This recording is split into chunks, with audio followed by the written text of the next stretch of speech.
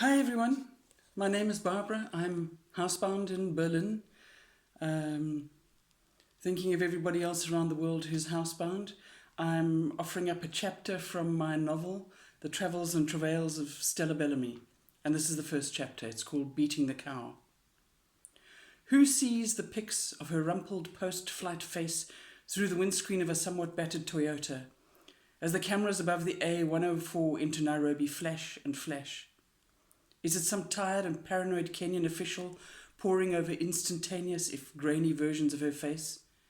Do the digital images stop in Kenya, or is some CIA face recognition software at this very moment analysing them, tagging her as a regular, if not very attractive, visitor?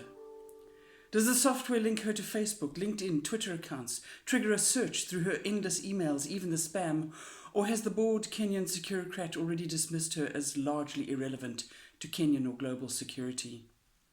Probably the latter, Stella thinks. It's the mantra of my life, largely irrelevant. She sighs. It's something she does often these days. How long had it been since she gave up her dance with life and started to plod, looking out onto the world with sad eyes behind trying to be modern glasses. The driver's eyes flick left and right in silence, watching the traffic. And absurdly, her mood lightens. What the hell? She's alive, in a foreign country. Who knows what adventures might wait? This is not the kind of adventure she had in mind. She feels like an actress in a 1970s film noir. The scene, black and white grainy, is set upstairs, where, in a double bed draped in shabby mosquito netting, a pudgy middle-aged woman lies spread-eagled against the heat, cellulite glistening with a faint sheen of perspiration. Her grey and low-lighted hair in disarray, her eyes are fixed on the curtains, as if staring might bleach their smog-yellow glow to something less insalubrious. In the kitchen below, a bald and very dark-skinned chef pounds a chunk of Kenya's not quite best beef into submission. Boomf, boomf, boomf. Each sweaty thump reverberates through the cement block walls and onto the woman's tired and wired brain. Outside, vast flocks of grimy black and white marabou stalks, figments of Daphne du Maurier's worst nightmare, have surrendered their ghastly sentinel watch on Nairobi's buildings and settled into their shit-encrusted tumbles of sticks, their gizzards rotten with municipal dump delicacies.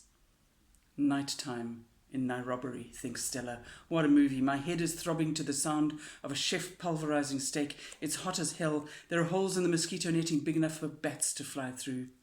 What a day. 13 minor government officials sweated through the challenges of climate change for decision-making, while the groaning air conditioner failed to address the present climate, let alone any future warmer option. Hot flushes had turned to prickles of perspiration down the back of her neck. Civil servants are risk-averse. They like plans, budgets, outcomes, key performance indicators, and clear objectives. They like certainty, which climate change had swept away. The best they can hope for is to make a plan when massive droughts or floods hit, the impacts of climate change caused by the materialistic overconsumption of people half a world away. The worry was evident on all 30 faces. Well, 28. One was on his cell phone most of the day, and one seemed to be watching a movie on his tablet. When she explained that models can't predict exactly how rainfall will change, only that it will change, and that it will get hotter, and that poor, afflicted Africa, despite having done little or nothing to cause climate change, will get hotter than anywhere else. A hotter climate means more extreme events, more intense floods, more intense droughts, and more bloody hot flushes. Changes in rainfall patterns and timing, but how much and where? Only the goddesses, made angry by the demands of humans, know that. Not that she said that to her eager students, just that nothing can predict accurately how rainfall will change. The practical response is to accept the uncertainty. Nothing new in that.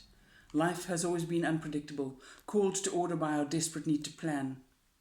It was tiring taking them through a new way of thinking about the future. Perhaps some of them got it. But she doubts whether she conveyed her message well, whether her case studies were sufficiently relevant. Doubts, as usual, her effectiveness. Stella reaches for her glass of gin, but it is empty and the ice has melted. Even the glass is warm. At least the cocktail party was fun, she thinks, remembering Mishak describing his attempts to stop a truckload of illegal charcoal headed from near Quarry Forest to South Sudan. I'm standing next to the truck, and I ask these men, where do they think they are going, and where did they get this charcoal? It's just me and 3 men in the truck. They look at me very cross. I'm hoping they don't have guns. I tell them to get out of the car and show me their identity documents. Just when they get out of the car, 5 lions come round the corner, down the road towards us. These city boys. They jump on top of the charcoal on their truck. Don't they know lions can jump? Me? I see the keys are still in the ignition, so I get in the truck and I drive them on top of the charcoal to the police station, and I charge them with illegal charcoal selling. I tell them, those lions, they're on my side. Tell your friends not to come and steal wood here. Me and my lions will catch them every time. She drifts off to the remembered sound of raucous laughter when another steak is ordered. Boomf. Boomf. Boomf. Fuck! She feels the prickles start under her skin, the signal of an impending hot flush. Double fuck. Have a lovely day.